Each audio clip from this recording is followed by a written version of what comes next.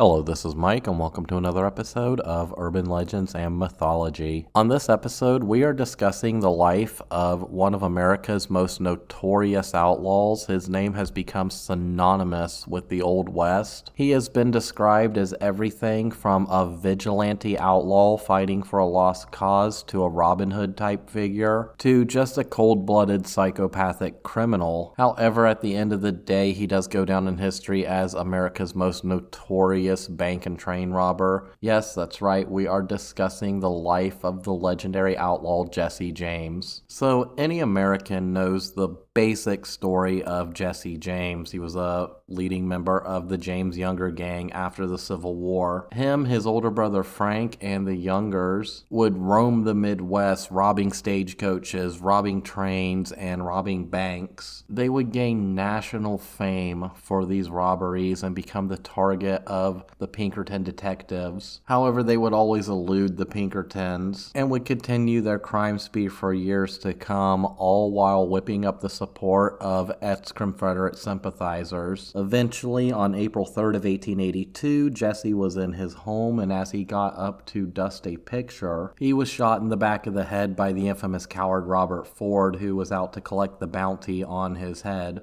At least that was the official story. Other accounts state that it was another man who they had murdered, and James lived in anonymity up until the 1950s when he died at the age of 104. After his supposed death, his exploits would go on to be retold in dime novels and pulp fictions. There became this romantic revisionism around his story where he becomes this hero-like figure fighting against the Union government, robbing from the rich to give to the poor, fighting against the corruption and injustice in this post-Civil War Reconstruction era, and going down in history as one of the most legendary figures of the Wild West. That's the general narrative as most of us know it, but how much of it is actually true? How much of it has been embellished? And did Jesse actually survive that assassination attempt? And that's what we aim to figure out today. So as always, let's start right at the beginning. So Jesse Woodson James was born on September 5th, 1847 in Clay County, Missouri. His mother was a very strong-willed, hard-working, and intelligent woman named Zerelda, and his father was a very successful hemp farmer and Baptist minister from Kentucky named Robert S. James. And Robert, he had moved to this area from northern Kentucky where he had a very successful commercial hemp operation, and he planned to further that success and further his ministry out here on the frontier. So Robert and Zerelda are actually doing very well for themselves. They own a 100-acre farm in Clay County in the area known as Little Dixie. That was where all these people from the upland south, Kentucky, Tennessee, were moving in. On this farm, they become very successful, and a lot of that success was built on the fact that the dude owned 6 slaves. So they were fairly well off because the average person couldn't afford 1 slave, let alone 6 during this time. And being a Baptist minister, he was actually very popular in the community, and he was considered a very learned man. This was a man who had his own personal library filled with everything from Shakespeare to the old Greek and Roman philosophers. And he was actually one of the founders of William Jewell College in Liberty, Missouri. However, in 1850, when Jesse was about 3 years old, tragedy would strike because Robert had decided to travel west to the California gold fields. Now, some stories say that it was a wagon train that was on this kind of California wagon trail. The members of that train needed a minister, and they asked him to come along and be the minister. Other accounts state that this man, caught up in the frenzy of the California gold rush, seeking lavish wealth and riches way out in California, just decided to abandon his family in order to strike it rich. Either way, it doesn't work out for him because while reaching California, he contracted cholera and died on August 18th, 1850 in the Hangtown Gold Camp. They tossed his body in an unmarked grave, and then they just kind of send word back to the James family that, hey, your husband, father, whatever, had died. So his death actually led Zerelda and the James family straddled with debts. Now, while they didn't lose the farm, they actually did auction off a number of possessions and even one of their slaves in order to pay down these debts. But Zerelda, just like her husband, was a very shrewd and intelligent business person, so she was able to kind of weather that storm. However, being a widowed mother of 3 children, all under the age of 10, and running a commercial hemp farm, she realizes that she can't handle all this by herself, so she actually marries a man named Benjamin Sims in 1852. He was a nearby wealthy farmer. However, that marriage doesn't really work out. He turns out to be very cruel and cold to the children. He doesn't allow Zerelda to have a lot of say in the running of her farm. And she's actually to the point where she's about to file for divorce. However,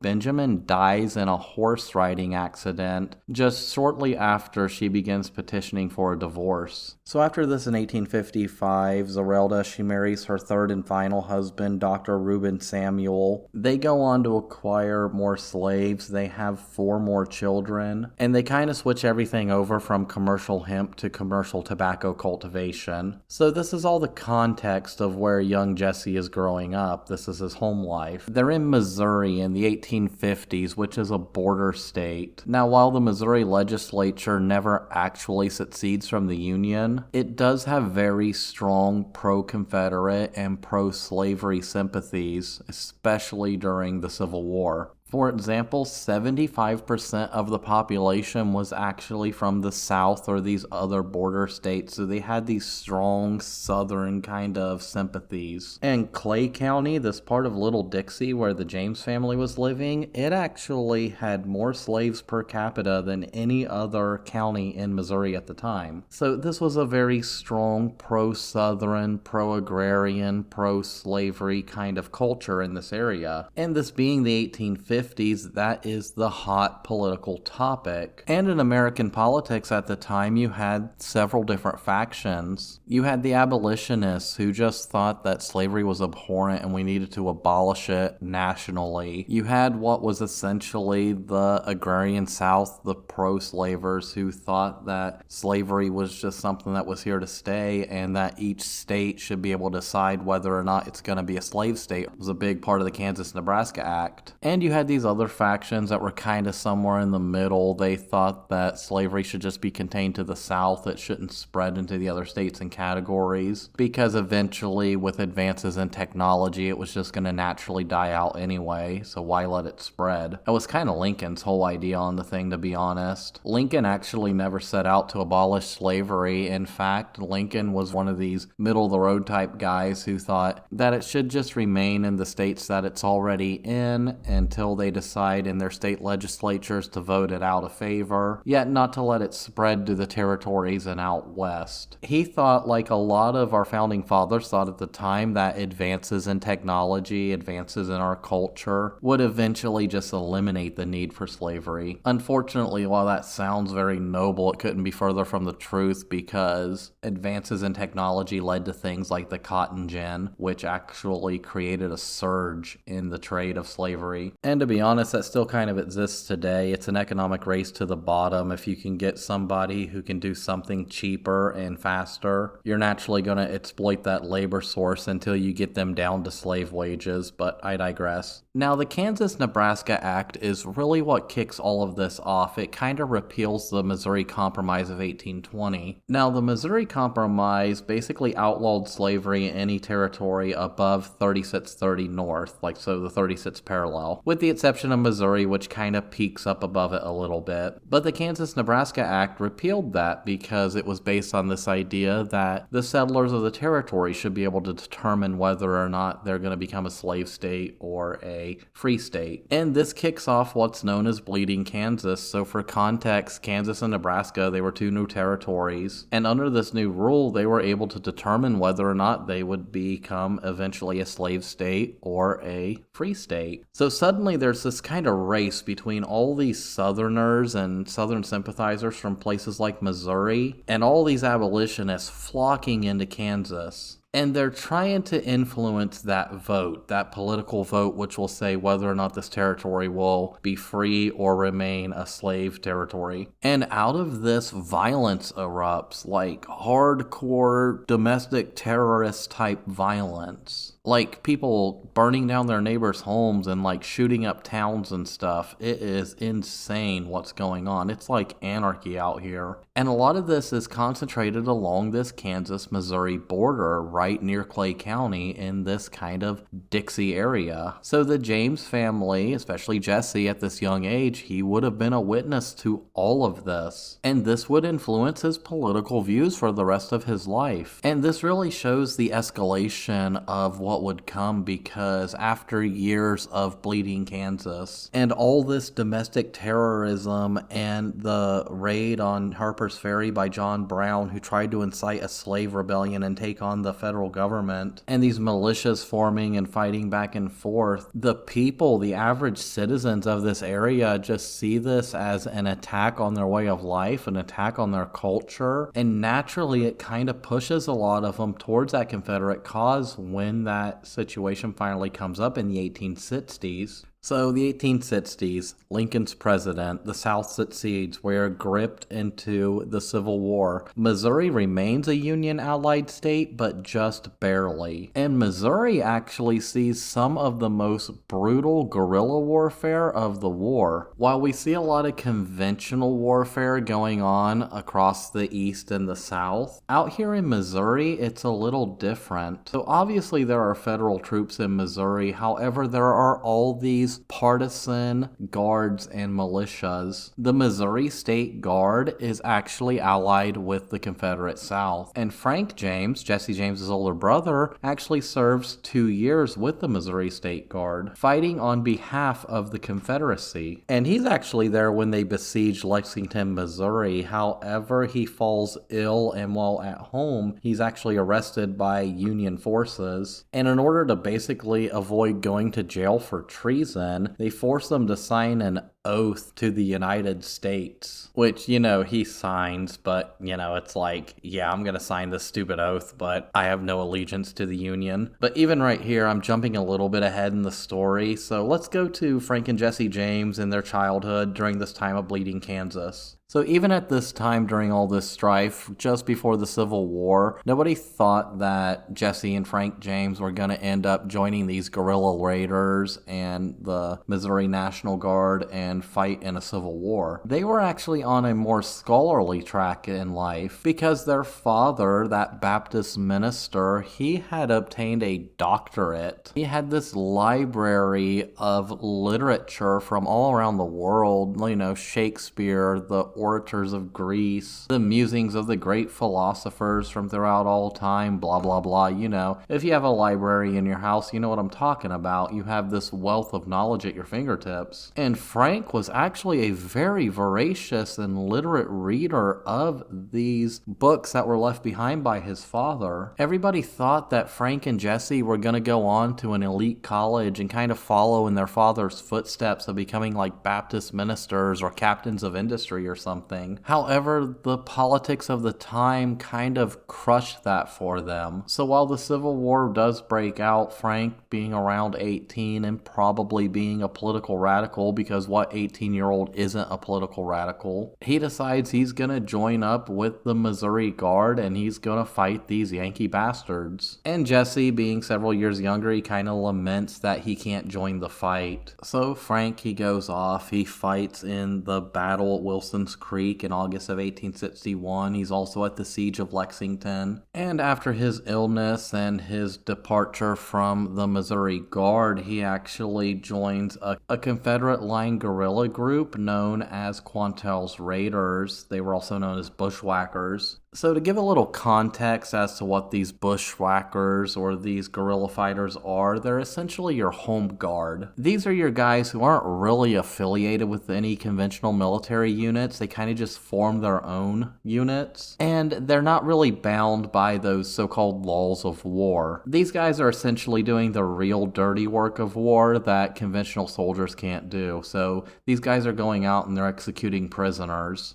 They're performing raids against like pro-unionist civilian targets. They're the ones using unconventional weapons, and they're the ones at the end of the war who everybody will point the finger at and say, hey, they were committing war crimes. Think of it in the context of like, I don't know, the Polish resistance during World War II or the French resistance during World War II. Or, I don't know, the Wolverines in Red Dawn, the good one from the 80s, not that crap remake. Or in the context of like what you and a bunch of your buddies would do in order to survive if a second civil war would ever kick off. That's kind of what they were doing. They were committing unconventional warfare. A lot of people in the context of today would call it war crimes or domestic terrorism. But, you know, war is war. There's no getting around it. Atrocities happen. So by this time, around 1862, 1863, the Union had basically enforced martial law in Missouri. With Missouri still being an allied Union state, however, everybody knowing that there's a massive pro-Confederate sympathy in this state, they just sent in a bunch of Union troops and basically put them under martial law. So basically, yay tyranny, because this gives Union troops the ability to basically do whatever they want. They start raiding civilian homes. They look for Confederate sympathizers and they raid their farms and stuff. And in 1863, they set their sights on the now James Samuel family, or the James Samuel farm, because they know that Frank James is affiliated with Quantrell's Raiders. Now, Quantrell's Raiders, they were a hardcore guerrilla militia. They would ambush Union patrols and supply convoys. They would seize the mail, which was the communication back then. They were using disguises to infiltrate behind enemy lines, and they would actually attack pro-unionist civilians as well. But hey, it's war and an enemy is an enemy, so I get it. So these Union pricks, they come onto the James farm and they're looking for Frank James because they know he's affiliated with this militia. But they don't find Frank or any of the members of the militia there, so instead of just leaving, they decide that, hey, let's just torture them and see if we can get any information. So they throw a noose up in the tree and they briefly hang Dr. Samuel, you know, Jesse and Frank James's stepfather. When it's clear that he doesn't have any information on the whereabouts of Frank or Quantrell's Raiders, they turn on young Jesse and they actually lash him with a whip. But it's also clear that he has no information, so eventually they leave. However, at this time, Frank and the rest of Quantrell's Raiders, they were actually heading to Texas.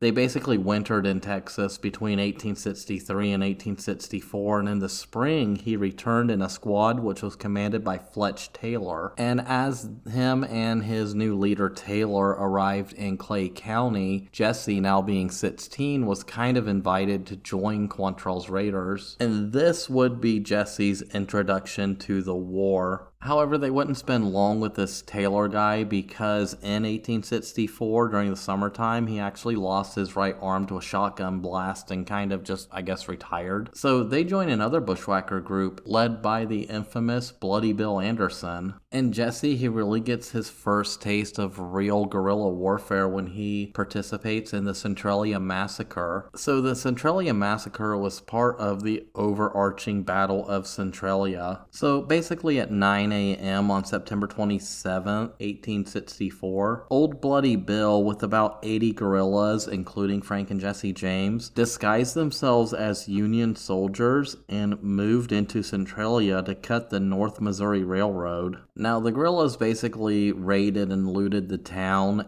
and Anderson blocked the North Missouri Railroad line. So basically this train was coming and they essentially block it. Now on this train was 125 people, 24 of them being Union soldiers who were actually returning from, I think, Georgia after they had taken Atlanta. They were basically heading home to like southern Iowa and northwest Missouri. So the raiders, they stop this train and they board it, and then they separate the civilians out from the soldiers. And then one by one, they just simply execute and scalp these 24 soldiers. They take one guy as a prisoner, a Sergeant Thomas Goodman. They set fire to the train and they kind of just send it down the tracks to the next depot, and then they burn the depot down. This kind of kicks off the Battle of Centralia, so at about 3 p.m., U.S. Army Major Andrew Vern Emmon Johnston, who was actually a former school teacher who didn't have a lot of military experience, led a force of 146 men of the newly formed 39th Missouri Infantry Regiment into Centralia, where he knew that he was about to meet this force of about 80 well-armed men under the infamous guerrilla raider Bloody Bill Anderson. Now, this guy, for whatever reason, he decides that he should encounter the guerrillas on foot, so he orders them to dismount their horses and basically form a line of battle. So Anderson, seeing this, he decides, I'm just going to make a mounted charge. So these soldiers on foot carrying slow, muzzle-loading Enfield rifles, they don't stand a chance against these mounted guerrillas with revolvers containing 5 or 6 shots, depending on the style of revolver at the time. My current revolver, it's a little 38 in my desk here, is only a 5-shot, and it's fairly modern. But I think a lot of these black powder cap and ball revolvers were 6 shots at the time, but I digress. So this was essentially a massacre. They already outgunned them. Frank James is actually recorded as saying that it was Jesse who fired the shot that killed Major Johnston. And of the 147 U.S. soldiers in this battle, 123 were killed and 1 was wounded. As opposed to Anderson's men, he was 80 men strong. He only lost 3 men and about 10 were wounded. So with Jesse participating in this massacre and having this battlefield experience, he's starting to gain a reputation as a very capable raider, I guess, or guerrilla fighter. I mean, at this point, even his older brother is praising him. So it's also during this time, while Missouri's still under martial law, when Union military authorities forced their family to leave Clay County, and being the enforcers of the stamping boot heel of the state on their necks, they actually tried to tell them where to go. They had the audacity to order them to move south beyond Union lines. However, they were basically like, fuck you, and they actually moved north into the Nebraska territory. So in October of 1864, Old Bloody Bill was killed in an ambush, and it's around this time when Frank and Jesse James actually go in opposite directions. Frank follows Old Quantrill into Kentucky, while Jesse actually goes to Texas under the command of a man named Archie Clement, who was one of Anderson's lieutenants. Now, Clement, he was a brutal man. He was like a hardcore follower of Bloody Bill. He was the guy who everybody said was like notorious for scalping people. To be honest, I think the guy was a little bit crazy. However, he's kind of the guy that continues everything after Old Bloody Bill is killed. And Jesse James is basically one of his disciples. Because even after Robert E. Lee's surrender in 1865, this guy, he keeps going on and he starts raiding and robbing Union Allied banks throughout Missouri. He never gives up the fight until the bitter end. Now, he would die only a year later in 1866 after a gunshot wound to his chest. But he's the guy who really gets Frank and Jesse James into the whole bank robbing thing because, like I said, post-war, that's what he does. He starts robbing banks. And it was on February 13th of 1866 when a group of gunmen carried out the first daylight peacetime armed bank robbery in U.S. history when they held up the Clay County Savings and Association in Liberty, Missouri. They stole over $58,000 in cash and bonds. Now, the reason they targeted this bank was because it was owned and operated by former Union militia officers who had recently conducted the first Republican Party rally in Clay County's history. And while it's not believed that Jesse played a role in this robbery, it is believed that Frank James and Cole Younger both played roles in this robbery. Now, it's possible that he didn't play a role in this because he was still kind of recovering from a chest wound he had received while returning to Missouri. They actually tried to surrender to a group of Union soldiers and he was shot in the chest. And it's believed that he was still recovering from that at this time. So by this time, the Civil War is officially over. Jesse's about 17, going on 18. He's recovering from this chest wound at his uncle's boarding house in Harlem, Missouri. Missouri, and he was tended to by his first cousin and future wife, Zerelda Z. Mims. And even though the war is over, Missouri is still heavily divided, and these bushwhacking, guerrilla warfare kind of raids are still going on. And in the minds of people like the James family and Archie Clement, the war was not over. There was still something to fight for. And at the time in Missouri, the political scene was still very violent and chaotic. And Missouri had split along 3 different factions. One was this new Republican Party, which was dominating the legislature, and they actually passed a new state constitution, which not only freed Missouri slaves, but it temporarily excluded former Confederates from voting, serving on juries, becoming corporate officers, or preaching from church pulpits. Now, obviously, the pro-slavery ex-Confederate secessionists, many of whom were allied with Southern Democrats, they were completely opposed to this. But there were enough of them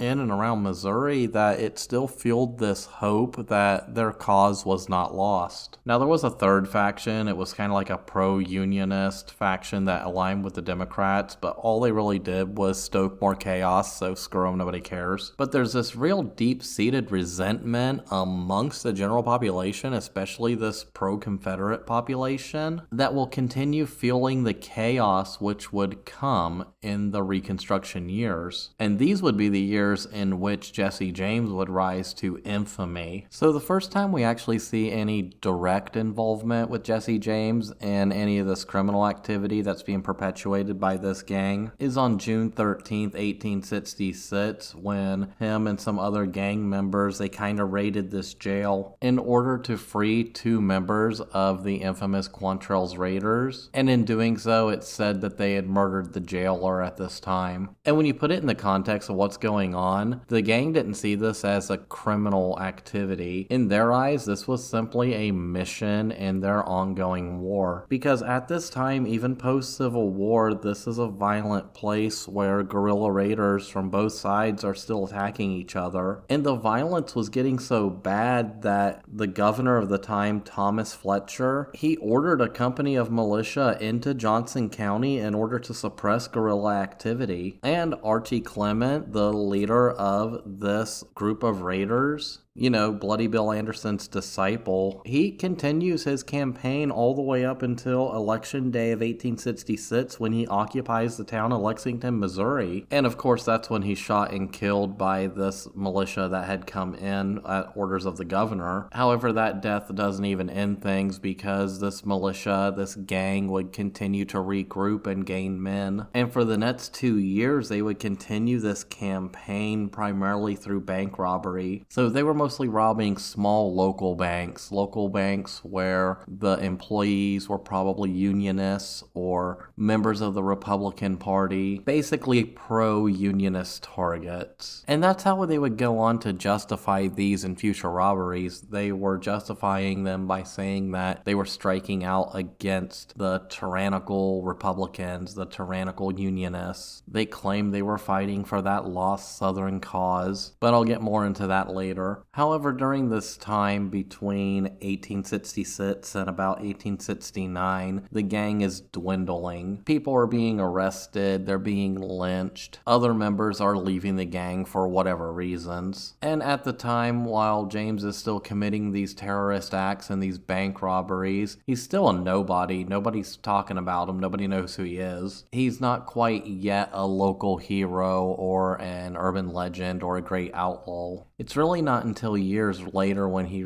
gets that infamy and he gets tied to a bunch of different robberies across Missouri. For example, on May 23rd, 1867, a bank in Richmond, Missouri is robbed in which the mayor is killed in this robbery. Now, while it was most likely committed by this gang, nobody really puts Frank or Jesse James at the scene until like 7 years later when witnesses are recounting to a local newspaper that yeah, those guys were there that day. So even that one, we don't know whether or not Frank and Jesse James were there. A lot of people say that they were there and they did participate in that robbery and it was that gang, but we really don't know. But we do know that in 1868, he does meet up with Cole Younger and they actually robbed the bank at Russellville, Kentucky. But even then, he's still not really well known. Jesse James didn't really start to become a household name until December 7th of 1869. This is the date when they robbed the Davis County Savings Association in Gallatin, Missouri. Now, this was kind of a bungled robbery because they were never able to get into the safe. I'm not sure if the safe had a time lock on it at the time or if the cashier just didn't know the combination. But it is during this robbery when Jesse murders a man named Captain John Sheets. Now, John Sheets, he was a Union officer during the Civil War. Post-Civil War, he took a job as a cashier at this very bank. Now, Jesse mistakes this man for a man that he was actually trying to hunt down for revenge, a man named Samuel P. Cox, who was a militia officer who had killed Bloody Bill Anderson. So they're in the bank, they can't get into the safe, and Jesse shot the cashier, believing him to be this other guy. And at this time, everybody in town hears the commotion, so a local posse forms outside, and they're like, hey, they're robbing the bank, we gotta stop them. And Frank and Jesse, and I guess other members of the gang, they storm out of the bank, and they storm right through the middle of that posse in this very daring escape, probably getting shot to pieces. And it's this murder and this brash, daring escape which makes its way into the newspaper. And once it hits the newspaper, the story obviously gets exaggerated, it blows up in the media. They refer to Jesse as the last surviving Confederate bushwhacker, and it's the first time where he's officially labeled an outlaw by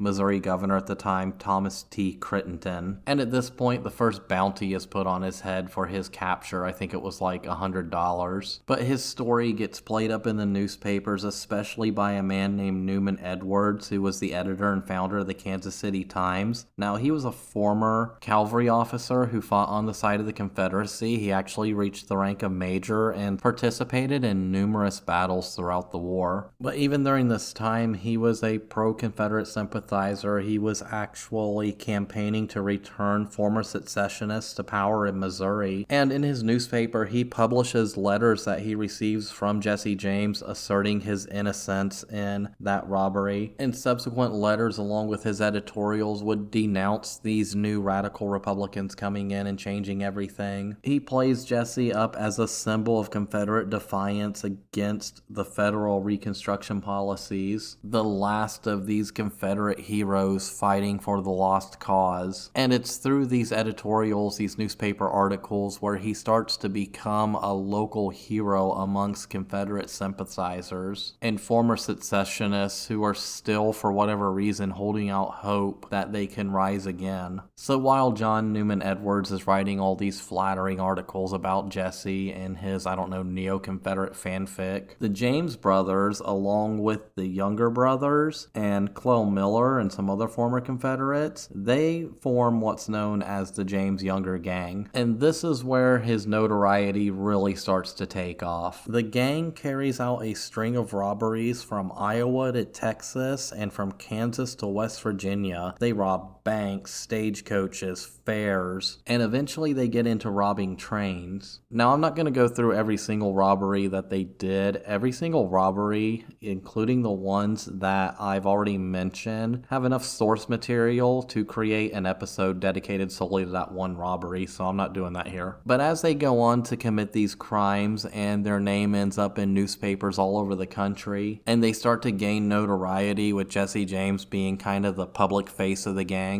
they really start to attract a lot of fame, especially with these kind of former Confederate locals who cheer them on and give them safe passage and food and places to hide. They essentially have this entire network of friends and sympathizers who support their supposed cause. And it actually got to an almost comical point where they would do a robbery and crowds would come out and cheer them on, and then they'd kind of ham it up for the crowds. However, obviously not everybody was praising these outlaws as they committed these robberies. And it was after they robbed a bank in Corydon, Iowa on June 3rd, 1871, when the gang reached the attention of the infamous Pinkerton detectives. And these are guys who have gone down in legend themselves, and if you want me to do an episode on that, reach out to me and let me know. But the bank contacts the Pinkerton National Detective Agency, and they get on the case. And Alan Pinkerton, the agency founder, he actually sends his son Robert, who ended up joining this local county sheriff who tracked them to a farm in Civil Bend, Missouri. So he comes up on the gang on this farm, a short gunfight ensues, and the gang escapes. And this leads Jesse to write a letter to the Kansas City Times claiming that Republicans were pursuing him for his Confederate loyalties by accusing him and Frank of carrying out the robberies. And this is just a passage from this letter, quote, "But I don't care what the degraded Radical Party thinks about me. I would just as soon they would think I was a robber as not." So in this letter, he's obviously portraying his innocence in all this. And he's simply stating, this is a conspiracy, it's a witch hunt against me, they want to blame me for every robbery on the planet. Basically, I'm being persecuted for my political beliefs. And the public eat this up, especially when it's printed in the Kansas City Times by John Newman Edwards, who's praising him whole time. But after this, we don't really see or hear of any involvement from the Pinkertons for the next few years.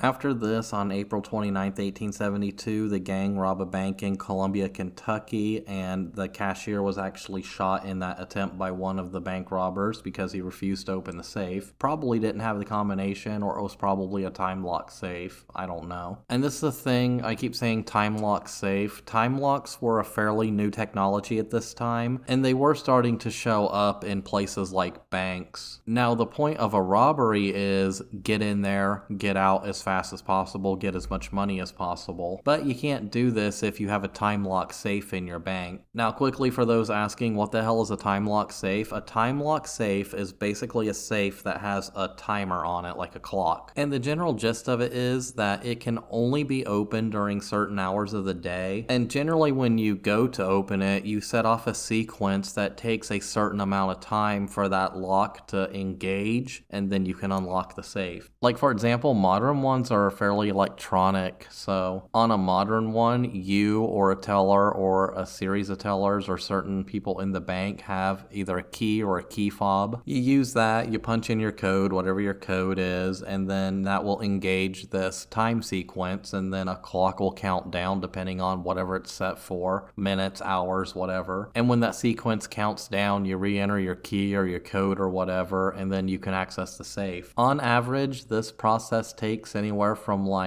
15 minutes to a half hour. So that's not really conducive if you're a gang trying to commit a robbery. So aside from that tangent on time locks, after this incident, on September 23rd, 1872, 3 men robbed a ticket booth of the second annual Kansas City Industrial Exposition amid thousands of people. And they make off with something like $900. Now, during the ensuing struggle with the ticket counter, a little girl gets shot in the leg by one of the robbers misfiring their pistol. And this crime gets attributed to the James gang because a former Confederate bushwhacker named Jim Chilies, he claims that he was there and he witnessed the whole thing, and that the culprits were Jesse James, Cole, and John Younger. And it's literally just his testimony that they go on where they pin it on the James gang. Now, upon hearing rumors that the James and Younger gang were associated with this crime, Jesse pens an angry letter to John Newman Edwards, emphatically denying any involvement in this crime. And of course, John Newman Edwards, he plays it up and he writes this article called The Chivalry of Crime, along with an anonymous letter believed to have been from Jesse that made references to the upcoming presidential election.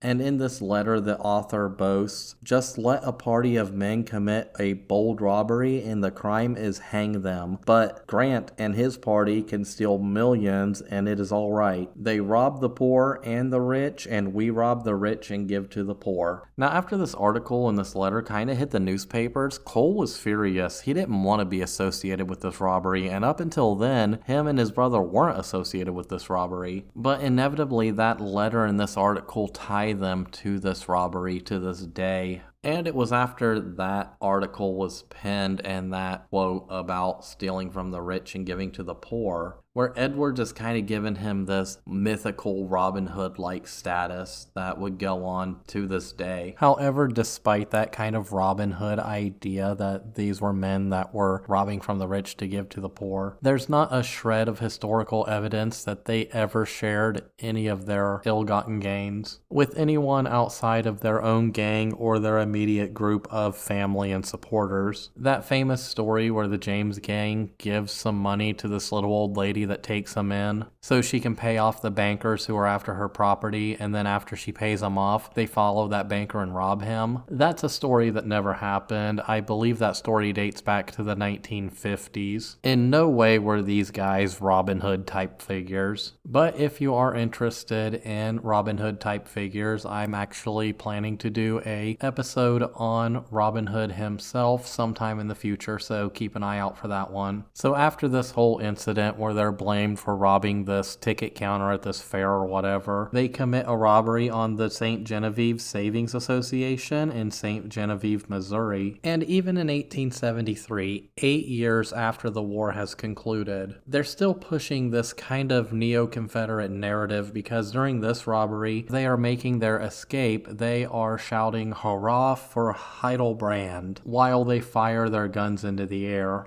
Now, Samuel Heidelbrand, he was another Confederate bushwhacker, a very famous Confederate bushwhacker, who had recently been shot and killed in Illinois. So during this robbery, they're praising this fallen comrade in arms. And it's kind of funny because we're all fed the narrative that when the Civil War ended, it was over, and everybody just reunited and went back to being Americans. Well, that couldn't be further from the truth, because this lingering resentment, this lingering violence, and these lingering guerrilla raids from these former Confederate guerrillas were still going on in places like Missouri. And this stuff would even spread to the West when you had all these people at this time moving out west. They brought those old sentiments and rivalries with them. And to be honest, those ideas never really went away. I mean, we still have neo-Confederate dickbags today who want to deny rights to anybody who's not like a white Protestant Christian or whatever. These groups that held on to these old mindsets and started things like the KKK and have really held back our nation from progressing truly into what my generation's idea of the 21st century would look like. But I'm off on a tangent now, so let's get back into it. So they successfully rob that bank, and then they lay low for a little while, and they're hiding out at I don't know, their friend's, buddy's, cousin's, nephew's, brother's house. And then on July 21st, 1873, the gang carries out what was arguably the first train robbery west of the Mississippi River. Now, this wasn't a typical train robbery like you would see in the films where, they would ride up to the train on horses, board it, hold everybody hostage, get to the express car, get into the strong bots, get the money, and get out of there. This was basically a deliberate train derailment. So they're out in the middle of nowhere, Iowa, and this train, this locomotive of the Rock Island Railroad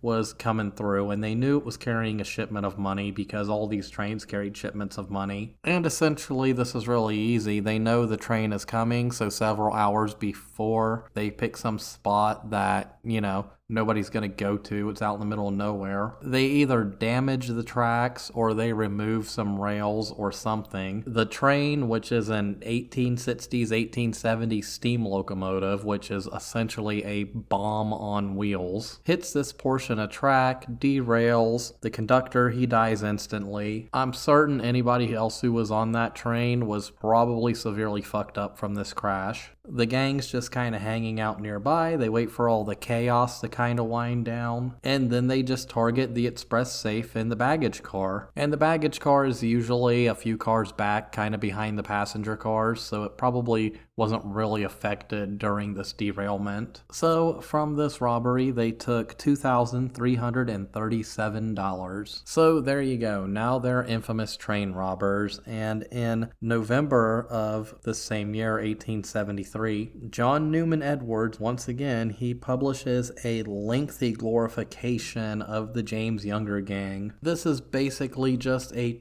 20-page long narrative talking about how these people are glorious freedom fighters against Union tyranny, and how their loyalty to the lost Confederate cause will never be doused, and all that other glorification garbage. And this is where Jesse becomes the public face of the James Younger gang. He's a sensation now. He's a celebrity at this point. And with this and constant communication from the gang, they're kind of creating their own legend, their own myth around themselves. After this, in 1874, they rob a stagecoach. And then after this, they commit their second train robbery. They rob the Iron Mountain Railway at Gads Hill, Missouri. And at this point, any Robin Hood type mythology can truly be dispelled. Because in addition to robbing the baggage car, which had the express bots, which had a bunch of money in it, they also robbed the passengers. And this is the second time when they would come onto the radar of the Pinkertons. Because the safe, the express bots, which was robbed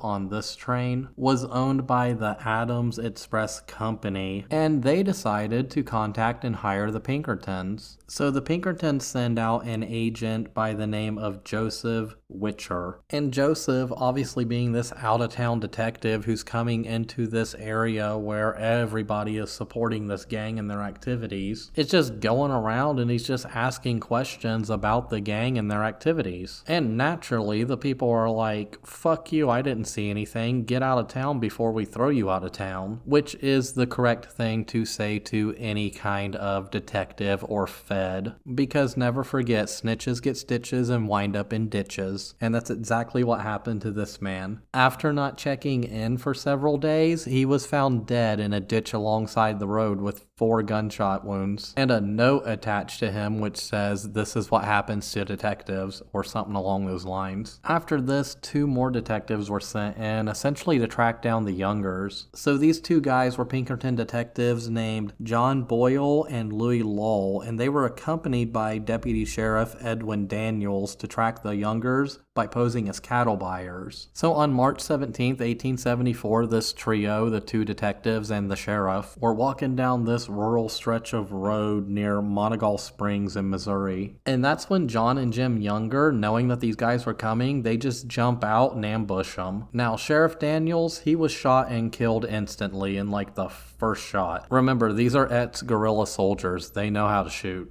During the ensuing firefight, Detective Lull and John Younger shoot each other. Now, John, he dies right there. Lull, he succumbs to his wounds a few days later. Now, Jim Younger and the other detective, John Boyle, they escape this fight unscathed. However, at this time, now the Pinkertons are pissed because they have 2 dead agents and a dead sheriff on their hands, and it was due to this gang. Now, Alan Pinkerton, the founder of the Pinkerton Detective Agency, he is furious when he hears about this, and he swears a vendetta against the James Younger gang, to the point where he personally takes on the case himself. And the governor of Missouri at the time, he's under a lot of pressure and fallout because this is an embarrassment on a national level. This was a man named Silas Woodson, and he was the first governor of the Democratic Party to be elected in Missouri since the end of the Civil War. And on his watch, he has this roving gang of bandits who are draped in the flag and the mindset of this old Southern cause, out there committing train robberies and bank robberies and murder. So he's basically like, I have to do something, otherwise I'm going to be seen as a joke of a governor who's soft on crime. So he issues a very large reward for the Iron Mountain robbers. Now, normally the reward for train robbery was about $300. This was $2,000 for information leading to the arrest of these people. He also persuades the Missouri State Legislature to provide $10,000 to a secret fund to track down the famous outlaws. However, despite all this, the gang just ramped up its activities, and they did it in full views of like entire crowds. They rob a stagecoach outside of Lexington, Missouri in the view of hundreds of onlookers. And then on December 8th, 1874 in Kansas, they robbed a train on the Kansas Pacific Railroad, netting them the largest take of their careers. They rob over $30,000. So they're like brazenly and openly flaunting the law at this point. point. But, at this time, the Pinkertons were fired up and they were on it, so they decided they were going to raid the James farm. Now, it was no secret where the James farm was. Everybody knew where they lived, and they knew that Frank and Jesse frequently visited the farm to visit their mother and, I guess, younger brothers and sisters and stuff. And the Pinkertons were working off of some kind of outdated intelligence, and they believed Frank and Jesse to still be in that house at the time. However, they didn't know that Frank and Jesse had left earlier that evening. So the detectives are outside this house, and they know that the people they're looking for are armed and extremely dangerous. So they decide to take the John Wilkes Booth route, and they decide they're going to burn them out of this house. So they throw in this iron incendiary device, which is basically a bunch of black powder stuffed into what can essentially be described as like a hollowed out cannonball with a lit fuse in it, and it was designed to kind of create a lot of smoke and kind of force them out of the house, kind of like what a smoke grenade does. So they toss the thing through the window, and it bounces across the room and it lands in the fireplace. Now, this literally being an iron ball full of gunpowder landing in the middle of a roaring fire, naturally an explosion happens. Now, this blast actually kills Frank and Jesse James's 9-year-old half-brother, a kid named Archie Samuel, and it blew off Zerelda Samuel's arm. It actually had to be amputated below the elbow that night. And this was a huge fuck-up for the Pinkertons because the backlash they would get in the media, mostly, painted them as violent, dangerous, murderous rogues. And that kind of PR backlash got so bad that Alan Pinkerton himself had to abandon the chase for the James Younger gang. So at this point, later in 1875, the James brothers decide that they're going to lay low, so they actually move to Tennessee, and they're actually farming for a while. And they're living under aliases, but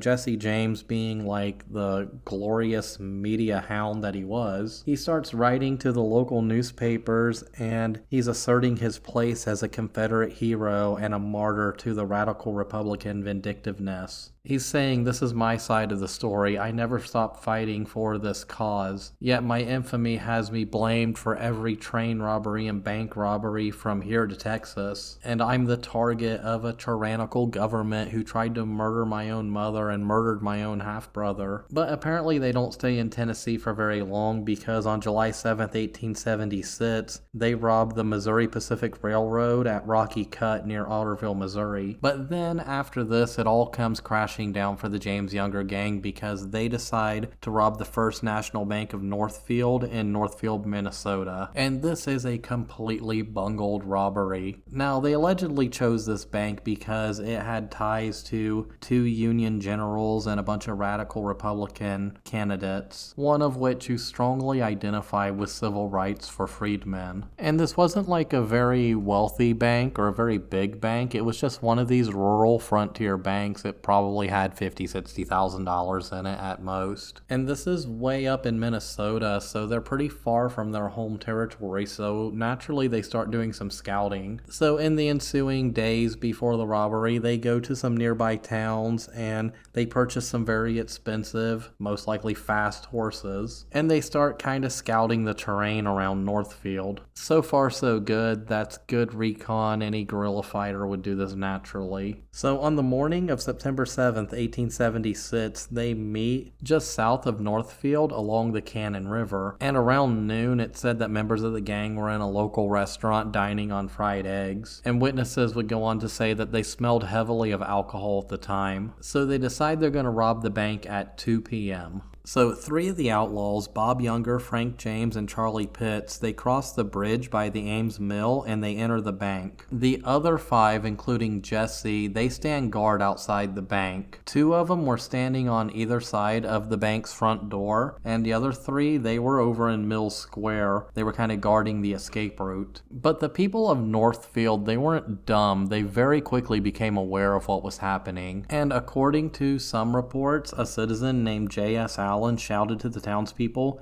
get your guns, boys, they're robbing the bank. And this wasn't some big, fat city bank that was insured by the FDIC. That didn't exist then. This was a local bank, and a lot of the locals had their entire life savings in this bank. So the townspeople grabbed their guns, and they started taking up positions. And they're basically like, you are not gonna rob this fucking bank. So these guys are taking cover, they're on balconies, they're in third floor windows, and they're all opening fire on this bank. And they are shooting this gang to pieces. Now inside the bank, the assistant cashier, a man named Joseph Lee Haywood, he absolutely refused to open the safe, and he was murdered for resisting. Now the other two guys in the bank, they just book it towards the back door, and they both make it out alive despite one of them being shot in the right arm. Now at this point, knowing they're not going to get into this safe and hearing this gun battle outside, they just grab a bunch of sacks of nickels. It's like the first thing they can grab, and they book it outside. Now they mount their horses and they just take off through the middle of this gun battle. Two of the members of the gang were killed right then and there, a man named Miller and a man named Stiles. The other 6 members of this gang at the time all suffered wounds. They were shot to pieces. Most of them were actually shot in the legs, and Jesse was shot in the thigh as they escaped. Now, the gang's not out of the water yet, because during the next several days, a lot of pissed off Minnesotans are pursuing them like through the woods and, I don't know, the swamps or whatever. I don't know how Minnesota works. I know they got a lot of lakes. And during this pursuit, they kind of split up and go their separate ways. So the Youngers and these guys with the last name of the Pitts, they decide to go west on foot, while Frank and Jesse were able to secure horses, and they fled west and then eventually south. Now, unfortunately for the Pitts and the Youngers, they were captured. The Pitts were actually killed, and the Youngers were captured and eventually brought to trial. And on November 20th, 1876, the Youngers, they pled guilty to basically everything and were sentenced to life in the Minnesota Territorial Prison at Stillwater. Frank and Jesse, they escaped, but they were on their own now. The James Younger gang was done. And they actually head back to Nashville, where they're living in anonymity for the next 3 years. You know, these are highly wanted men. They're wanted by everybody, federal governments, the state governments, unionists who are still pissed at them. So they wind up laying low for the next 3 years. And Frank, he seems to thrive during this time. He actually retires from this life of crime and still fighting this war that nobody cares about anymore. And he essentially parts ways with Jesse, and he lives out the rest of his life in peace. However, for Jesse, after this wild life, a life of peace and retirement and farming just wasn't suited to him. He craved that rush that you get from adventure, that rush that you get from crime, that rush that you get from warfare. So in October of 1879, he gets a bunch of recruits together and he goes back to his life of crime. And it's on October 8th of 1879 where Jesse and his new gang, they rob the Chicago and Alton Railroad near Glendale in Jackson County, Missouri, essentially his old stomping ground.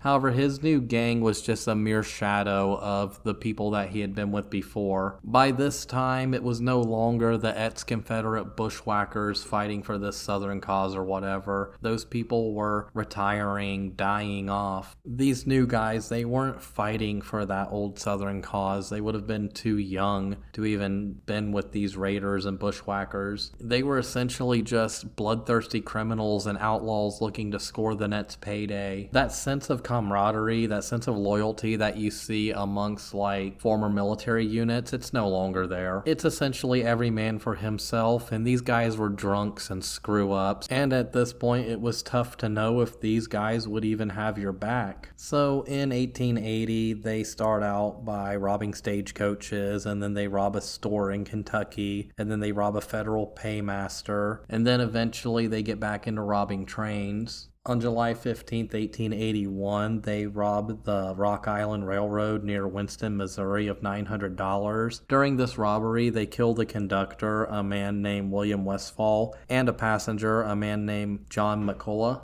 And on September 7th, 1881, they carry out their last train robbery. They hold up a train on the Chicago and Alton Railroad. However, the safe was nearly empty, so finding this out, they just decide to rob the passengers. Now, with this new outbreak of train robberies, the governor of Missouri at the time, a man named Thomas Crittenden, convinced the state's railroad and express executives to put up the money for a large reward for the capture of the James brothers, because Frank was also involved in, I believe, 2 of these train robberies. Because even though he kind of officially retired from this life, I guess those train robberies were too hard to resist. Usually they came with large rewards. And the people of Missouri, they know it's the James brothers still committing these train robberies, because who else is going to commit them? There's not a lot of people out there during this time who's robbing trains. So during this time, the membership in Jesse's gang was in flux. You had people coming and going. You had people getting arrested and getting shot and whatever. And it was through one of these gang members who had been on raids with Jesse, a man named Charlie Ford. He meets an eager young recruit, Charlie's younger brother Robert, or Bob Ford. And at this time, Jesse is living in St. Joseph, Missouri, and he's kind of laying low. However, he has this growing sense of paranoia because he can't really trust these new men who he's recruiting into his gang. They're not trustworthy. He fears they might be informants or spies or assassins, or they're just the type of sick individual who might just shoot him in the back just so they can make their escape. So he takes kind of a shine to the Ford brothers, and he actually has them move into his house to be his bodyguards. For whatever reason, he believes that he can trust these guys, probably because they look up to him. Basically, Bob Ford, he was this kid who actually grew up reading the stories in the newspaper of Jesse James and his wild adventures. He idolized him as this noble hero who was fighting for a cause. And to be honest, I imagine that Jesse, having this person that basically worshipped him, probably just enjoyed having somebody around like that. Unfortunately for old Jesse, Robert Ford would betray him in the worst possible way. So essentially the story goes that Robert, while idolizing this hero figure of Jesse James, had become disillusioned with the whole thing. These plans for these raids and these train robberies weren't as glamorous as he thought they were. You know, he comes to realize that Jesse's nothing more than a thug and a cold-blooded killer. And his place in the gang as a new recruit, you know, you start out at the bottom, he's basically a chore hound. You know, basically clean up camp and shine my boots and go water the horses. And at some point, him and his brother realize that there's a $10,000 bounty on this guy's head. So Robert actually surrenders himself to the sheriff, and while he surrenders himself, he's brought into a meeting with the sitting governor at the time, Thomas Crittenden. And Crittenden had made capturing Jesse his top priority. He didn't want some neo-confederate train robber going around sowing chaos in his state. So he offers old Bob Ford a deal. You kill Jesse James, and I will pardon you for your crimes and give you that reward. So it all comes to head on April 3rd of 1882. So after eating breakfast, the Fords and the Jameses went into the living room before traveling to Platte City for a robbery that they were planning. And Jesse, he's got a newspaper there, and in that newspaper he realizes that a former gang member, a man named Dick Liddell, had confessed to participating in the murder of another former member of the James gang, a man named Wood Height. Now, Robert Ford was actually the one who killed Wood Height over this little squabble that they had, but it all comes back to kind of implicate Jesse in all of this. It's just another murder that they can pin on him if they could ever catch him. And the accounts say that upon reading this, he was kind of suspicious as to why the Fords had not informed him of this, but instead of scolding them, he kind of just drops the subject. And Robert Ford would go on to later state that in this moment, he believed that James realized that they were there to betray him. However, in this moment, Jesse does something very odd and out of character. He walks across the room and he lays his revolvers on the sofa. He then turns around, and above the mantle, he notices this picture that's dusty, so he climbs up on a chair to dust it. So standing on a chair, completely unarmed, and with his back to these two boys, he's dusting this picture when all of a sudden Robert Ford stands there behind him, cocks his gun,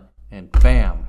He ends the life of Jesse James by shooting him in the back of the head. Immediately after this, they run from the house, they go down into town, and they wire the governor to state that they had killed Jesse James and they wanted to claim the reward. They were immediately arrested, tried, and convicted for murder on that date. However, Governor Crittenden, he pardons them. The Fords are then given a small portion of the reward, with other portions of it going to like law enforcement and other people in politics at the time. And the Fords instantly flee Missouri. So the Fords go out west and they try to capitalize on this fame. And they do these stage shows where they reenact the killing of the infamous Jesse James. However, the manner in which he kills Jesse brands him forever as a coward, because honestly, who shoots a guy in the back of the head while he's standing on a chair dusting a painting? So essentially, these shows just aren't popular. Now, Charlie Ford, he ends up contracting tuberculosis and becomes a morphine addict. 2 years later, he commits suicide. Bob Ford, he's still out west. He opens up a tent saloon and he still boasts about how he was the one who killed the infamous Jesse James. So Bob Ford, he's running this saloon in Creede, Colorado, and on June 8th, 1892, he finally gets what's coming to him. Because a man named Edward O'Kelly, he walks into this Creede saloon with a double-barreled shotgun. And these were the old side-by-side double-barreled shotguns. So 2 barrels, 2 triggers, and they kind of fire off center. So he walks into this saloon and Robert, he's standing there kind of with his back to the bar. He's like shining a glass or whatever. O'Kelly, he just says, "Hello, Bob," and Bob turns around and he gets both barrels right into the throat. Kills him instantly. Now, O'Kelly, he's arrested and he's sentenced to life in prison. However, a petition of over 7,000 signatures in favor of his release winds up on the governor's desk, and the governor pardons him on October 3rd, 1902. But this isn't the end of our story. Not even close, because there are rumors that persisted that the man in that room that day was not Jesse James. There are rumors that persisted for a long time, and even today, that the man in that grave on the James farm is not Jesse James. There are also rumors that persist that Jesse James did not spend all that money that he stole, and that he hid it in several caches and treasure holes in and around Missouri and Kansas, and that he was more deeply involved in this Southern revivalist cause that most people understand or see. And that ties back into rumors that there is still treasure to be found out there to this day, to those who know where to find it. And there's a series of clues which will lead you to said treasure. So crack open another cold one, because now that the big long biography part of his life is over, let's get into the fun stuff. So I'm going to start off with the popular legend that he was the last of the Confederates fighting the North till the very end of his life. And this kind of evolves into the myth surrounding his treasure. Now, while it's true that the remnants of Bloody Bill Anderson's roving band of fighters never really accepted that the war ended and still carried out these guerrilla campaigns for several years, I don't think many people outside of these neo-Confederates were really buying that these guys were these unsung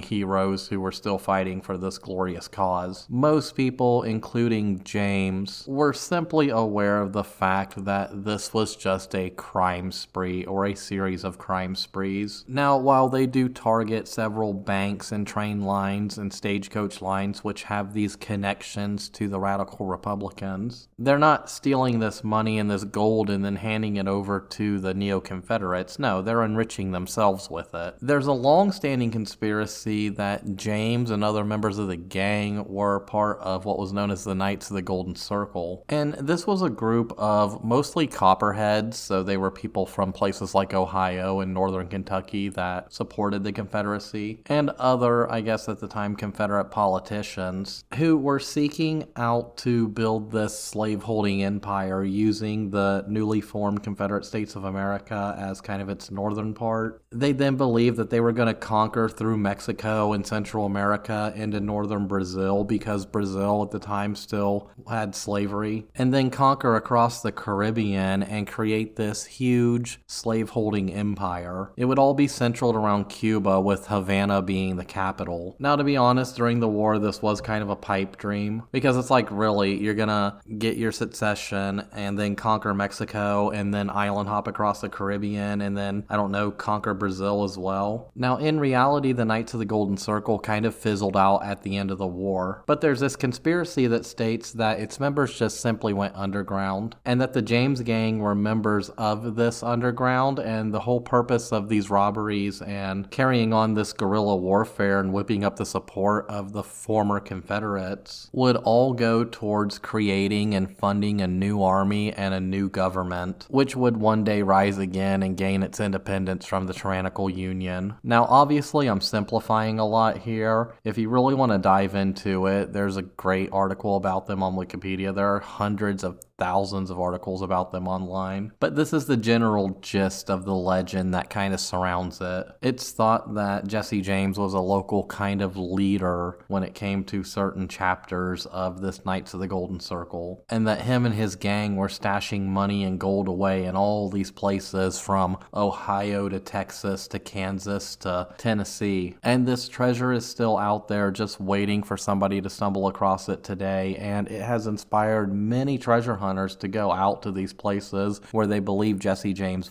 had camped or whatever, searching for this lost gold, which was apparently all put in mason jars and buried in the ground, and you had to follow this intricate series of clues that only members of the KGZ would know. And you'd find that hidden cash, and you'd use that money to go fund your militant group or posse or whatever. Now, as far as we know, that's all bunk. There's no evidence that the James Gang ever, buried gold in a rock shelter in Kansas or in Ohio up on a ledge above a creek. And there's no evidence that Jesse James or the James Gang was ever involved with the Knights of the Golden Circle. There's nothing there in the recorded history that states that they were members of this group. As I said, this group kind of fizzled out at the end of the Civil War, but I think it kind of gets misconstrued because around this post-Civil War time, there was another group roaming around of neo-Confederates known as the Ku Klux Klan. Now, I'm not going to do a deep dive into their history here. We all know who they are. Just look up racist asshole on Google and I guarantee you one of their photos will pop up. But it is believed that members of the James Gang or even the James Gang themselves might have been affiliated with this early version of the Klan. It is known that during one of their early train robberies, they did wear hoods in that style that the Klan wears. And at the time, they were an outlawed terrorist group. They kind of did the same thing throughout the South. They were intimidating these new freedmen. They were committing murder. They were committing robbery in much of that same guerrilla warfare fashion. Now, I'm not definitively saying one way or the other that the James Gang was affiliated with these assholes, but it has been largely inferred in later retellings of his story, especially when the legend kind of blows up in the media. If I recall, there was actually a little pseudo-documentary on one of those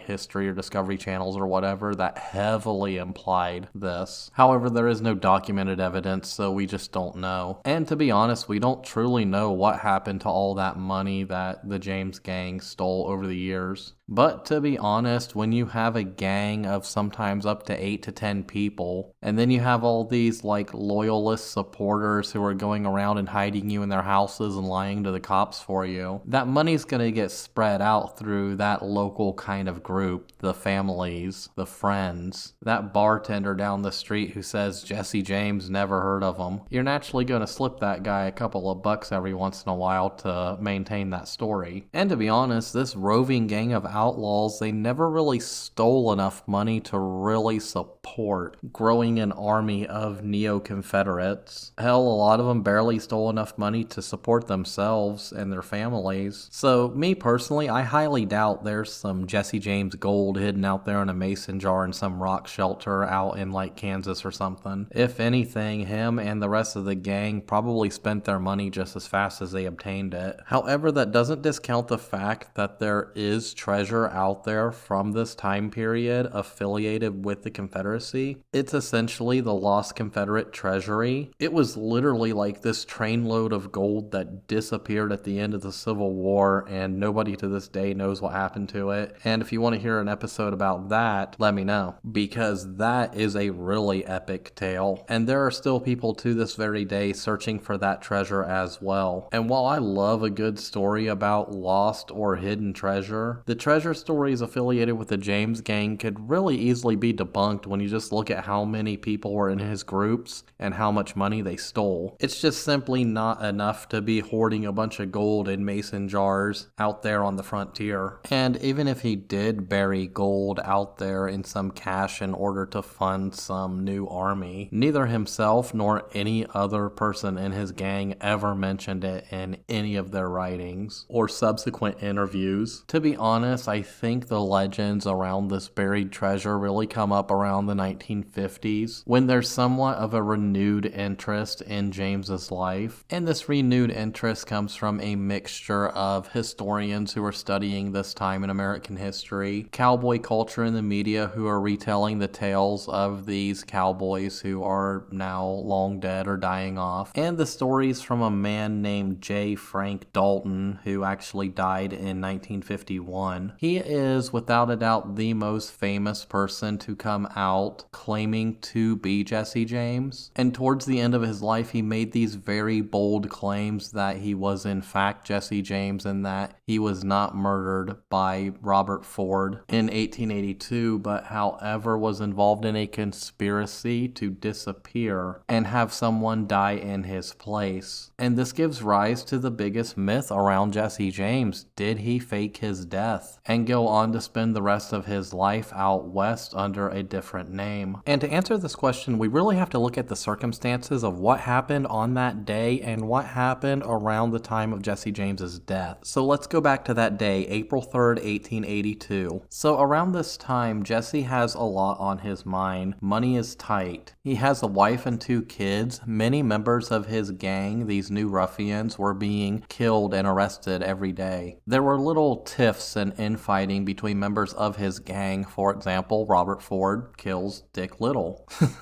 I said Dick Little. That's funny. Screw the editing. I'm leaving that in. But he kills him over some fight over a girl or something. I don't remember. I'm too drunk. So there's a lot of chaos going around, and he seems to only really trust the Ford brothers, which is why he's keeping them around in his own home for security reasons, so he felt relaxed around them. However, he knew that he couldn't spend the rest of his life in this little rented cottage. So he was planning that next big score, because around this time he also kind of had his sights set on a farm in southern Nebraska that was coming up for sale, and he was keen on buying it. But that takes money, and old Jesse being old Jesse, I don't know why I called him old, he was 34 at this point, he comes up with a plan to make that money the best way he knows how. He's gonna knock off a bank. And he basically spends part of the morning just kind of working out this plan of how he's gonna knock off this bank over in Platte City. So it's a typical Monday morning, and Jesse was actually complaining that it was a little too warm for his liking. And Bob and Charlie, they're with him in the room, and they're kind of sitting there and they watch him as he takes off his coat and his boots and he tossed them by a chair. Next, Jesse stepped up to a bureau and he combed his hair in front of the mirror. Now, upon seeing his guns in the reflection, he told the boys, well, I guess I better take these off, as the front door was open and anybody walking by would easily be able to see this man with these revolvers on his belt, and it could possibly raise some alert or trouble. Next, he removes his belt and his guns and he throws them on a nearby bed. Now, despite all of what's going on in Jesse's mind right now, and to be honest, we'll truly never know what was going on in his mind at this time,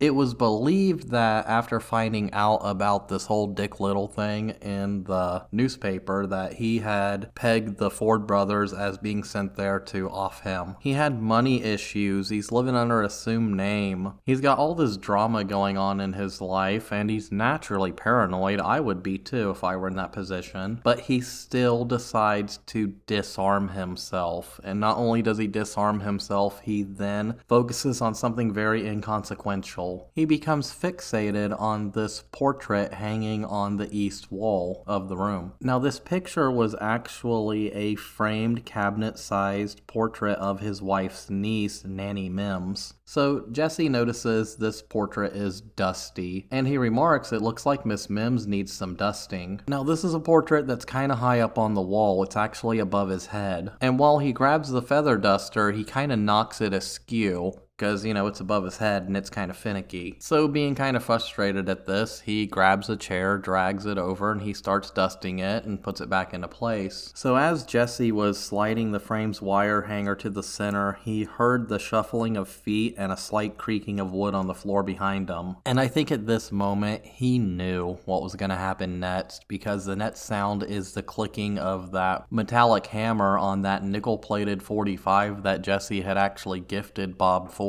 Jesse turned his head slightly, and that was the last thing he ever did. Now, why did I recount that tale again? Because that's the official tale of his death. Shortly after his death, a local coroner came and he put his body on display in what is basically an ice coffin, or an ice casket. It's essentially a refrigerated casket meant for the preservation of the dead. I guess in modern terms it would be the equivalent of putting someone in one of those little morgue freezers, or I guess maybe like shoving their body in a Yeti cooler. I don't know. And while it was on display, hundreds of people actually came to view the body of the infamous outlaw Jesse James, because to be honest, not a lot of people knew what he looked like. Now, we do have some contemporary photos from his life, and we do have the infamous photo of him laying in this refrigerated casket. But even then, there were people remarking that they didn't believe this man to be Jesse James. Some people believed this man to be a man named Charlie Bigelow, who was another outlaw who somewhat resembled James, and they believed that James and the Fords had conspired to murder this man, prop him up as the dead Jesse James, and then Jesse would live out the rest of his life in anonymity in and around Texas. And there are still people to this day who believe that that man in that grave on the James farm is actually Charlie Bigelow. Now, to be honest, this story came out in the 1940s, and it was propped up by this man named J. Frank Dalton. Now, at the end of his life, this man claimed to be Jesse James, and that they had faked his death and he fled to Texas to live out the rest of his life. Now, this conspiracy, I guess, goes that James made secret campaign contributions of $35,000 to Governor Thomas Crittenden at the time, who had promised the public he would rid the region of outlaws. So on the night of April 3rd, 1882, James and Crittenden and Bob Ford, they all meet and they create a plan. So the next day, they were going to lure another gang member, a man by the name of Charlie Bigelow, to his house. It's said that James had a deep seething hatred towards Bigelow, and this was a perfect way to get rid of him. So Jesse disappears, they lure Bigelow to the house, they assassinate him, and the rest is history. James, he goes on to adopt the name J. Frank Dalton and attends his own funeral, acting as a pallbearer under this false identity. And according to this, James's friends then help him leave the country and live in South America for a while until the story of his death had spread across the United States and had been accepted, after which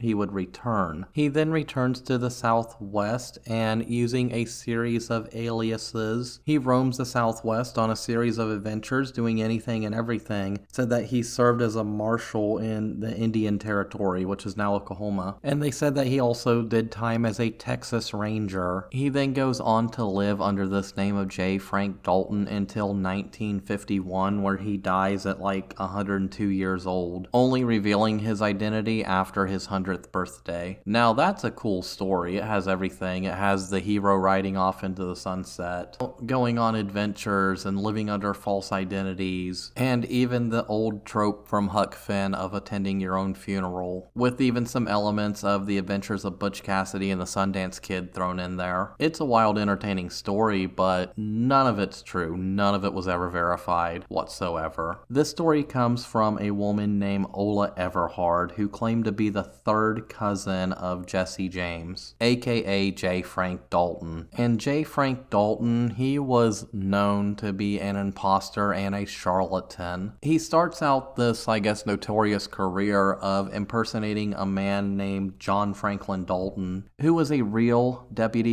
U.S. Marshal in the Oklahoma Territory, as well as an older brother to one of the members of the infamous Dalton gang. And there's not a shred, not a scrap of evidence to state that J. Frank Dalton is the same man as this U.S. deputy. They just share a name. And Frank Dalton, being a charlatan, just wanted to use this to cash in or gain fame or whatever. However, most people don't even think that J. Frank Dalton was this guy's real name. His true origin actually remains obscure to this day. In the 30s, when this guy started doing this, he was going by the name Dolby, and he was going by the nickname The Kid for a very long time. So at some time in the 30s or 40s, a bunch of historians get together and they confront him, and they basically call him out for being a charlatan. And that's when he changes up his story and he starts claiming to be Jesse James. And him and his family, they use this as kind of their ticket to fame, I guess. And he would travel around and he would give speeches about the Old West and talking about all this bunk about, oh yes, I was Jesse James and I escaped, and those rumors are true that it wasn't me in that casket. And people, especially in his family, they still buy into that kind of myth today. I mean, they created a whole epic story around it and have showed up in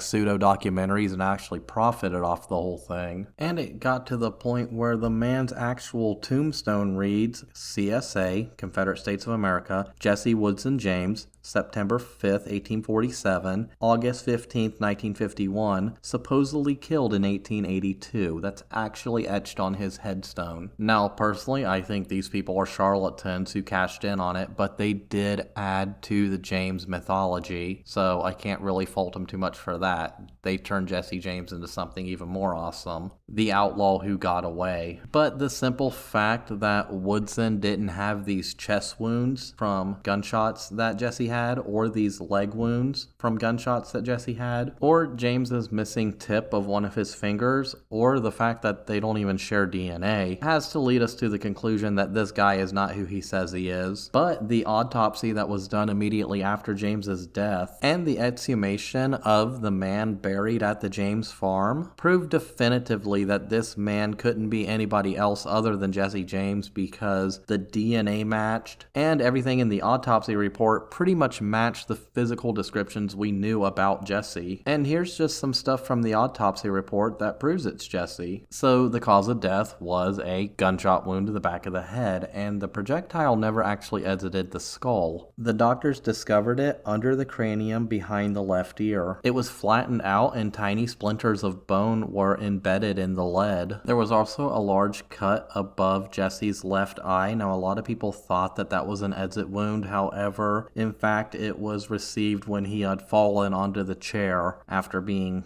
shot in the back of the head. And the autopsy was also able to confirm some noted characteristics about James. He was missing a portion of his middle finger, for example. He had 2 noticeable chest wounds, which were acquired back when he was a Confederate raider. And 113 years after his burial, a group of scientists came back. They confirmed a lot of the autopsy results, and then they did DNA analysis, compared it to his living relatives, and big surprise, it was a match. So I'm sorry to all you Frank Dalton fans out there who are convinced that Jesse got away and became this guy, but physical remains and DNA just do not lie. And that kind of ends the epic saga of Jesse James. And to be honest, this is just a very brief overview of his life and of all the legends surrounding his life. I could go on for hours about the people who are searching for his alleged buried treasures, or the details of some of these heists, which every single detail was documented. It's actually kind of mind-blowing how well some reporters documented things back then, especially how detailed everything is. And I didn't even get into the numerous films and dime novels and books that this man's life has spawned. And hell, there are endless articles out there just about the man's mental state. Was he a narcissist? Was he a psychopath? Was he suffering from mental illness at all, or was he just a product of his time? But to be honest, I'm gonna save that all for some other time if I ever revisit this topic, because he is a fascinating character. I mean, he is one of the great outlaws of the Old West. When we think of the Old West, he's usually the first or second person you think about. But maybe in the future I'll get into some more Old West myths and legends. And on that note, this is where I will end it tonight, and goddamn, this was a very tough episode to do. I've probably spent a total of 10 hours just ranting about this guy's life, and after I edit it all down, it's probably going to be my longest episode ever. But that's okay, because I'm dedicated to your requests, and you people have been requesting longer episodes, more deep dives into the subject matter, and I tried to do a little bit of that here. For some reason with this episode, I don't know, it felt like it needed to be explored a little more to clarify a few things, to provide some much needed context about this time in American history, and to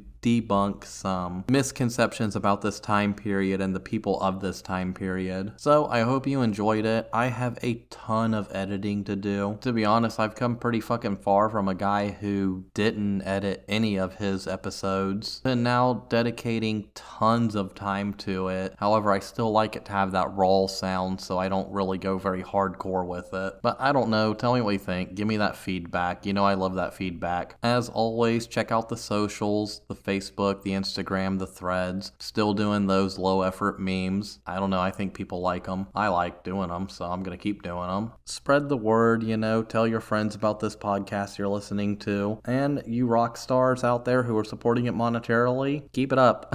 I love that. You guys are literally the ones keeping this show alive and keeping me from just drowning in credit card debt, to be honest. But as always, this is Mike. I thank you all for listening, and I will see you guys in the next episode. Stick around because that one is going to be freaking epic.